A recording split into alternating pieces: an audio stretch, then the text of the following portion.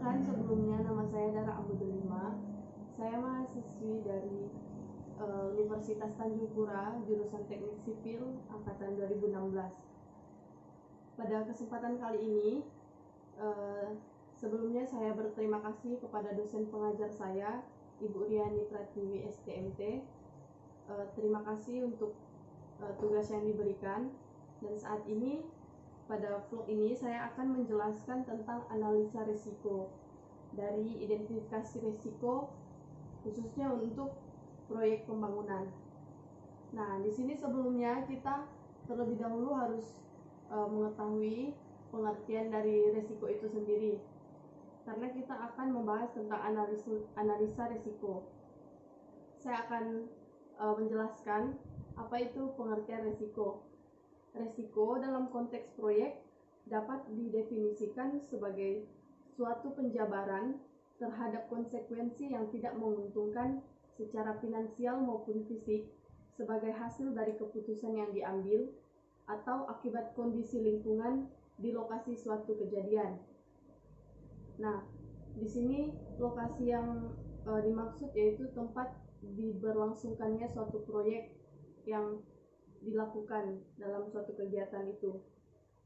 Kemudian setelah kita mengetahui apa itu risiko, kita masuk pada penjelasan analisa risiko.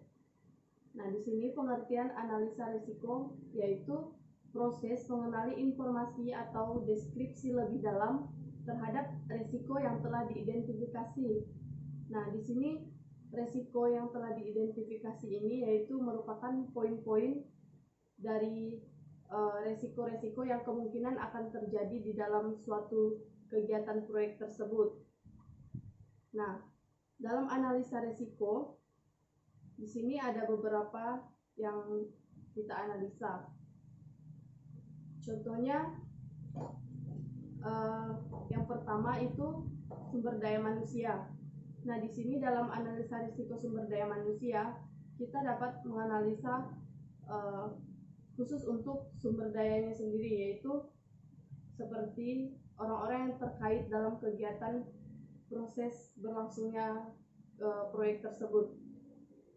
Contohnya tukang maupun kontraktor atau pengawas yang ada di lapangan proyek tersebut.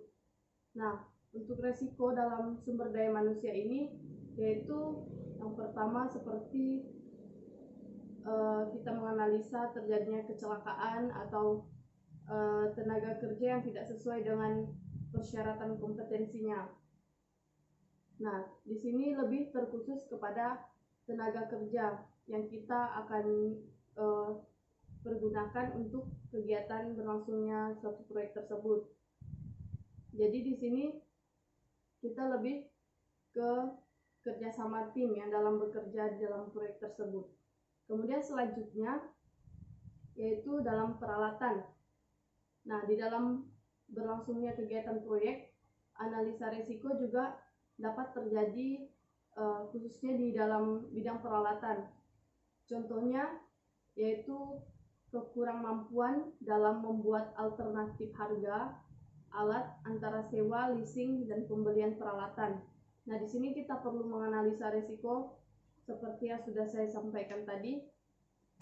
Kemudian contoh selanjutnya yaitu penggunaan fasilitas peralatan yang tidak sesuai dengan panduan. Nah, untuk itu maka kita perlu menganalisanya sehingga setiap fasilitas atau peralatan yang kita gunakan itu boleh sesuai dengan panduan yang sesuai dengan persyaratannya. Selanjutnya itu metode pekerjaan atau metode kerja. Nah, di sini kita perlu juga menganalisa risiko pada metode kerja, yaitu salah satunya dengan kemudahan membuat konstruksi tidak diperhitungkan. Nah, ini dapat kita analisa. Kemudian juga kegagalan produk akibat metode kerja yang tidak tepat guna. Nah, ini jika kita tidak melakukan analisa risikonya, maka akan mengakibatkan peluang untuk terjadinya kegagalan produk akibat metode kerja kita yang tidak tepat pada proyek kita tersebut. Kemudian selanjutnya terjadinya perubahan dalam proses konstruksi. Nah, jika metode kerja kita tidak tepat, maka akan terjadinya perubahan dalam proses konstruksi yang dari awal direncanakan tidak sesuai dengan apa yang dilaksanakan karena kesalahan pada metode kerjanya. Selanjutnya, yaitu kita perlu juga menganalisa proyeknya dalam bidang waktu. Nah, waktu pelaksanaan pekerjaan konstruksinya, di sini kita sangat penting untuk menganalisa resikonya karena akan berdampak sangat buruk ketika waktu pengerjaan proyek ini tidak sesuai dengan yang sudah direncanakan. Maka di sini perlu dilakukan analisa yang sangat-sangat tegas sehingga dapat membuat proyek tersebut itu dapat berjalan sesuai dengan waktu yang ditentukan sehingga tidak terjadi keterlambatan dalam pelaksanaan proyek tersebut. Nah, waktu di sini yaitu dari awal pengerjaan proyek sampai akhir. Jadi analisa terus dilakukan dari awal perencanaan proyek sampai dengan selesainya waktu pelaksanaan proyeknya. Kemudian yang terakhir yaitu lingkungan. Nah, analisa risiko dalam bidang lingkungan ini contohnya terjadi perbedaan geoteknikal antara penyelidikan dengan kenyataan.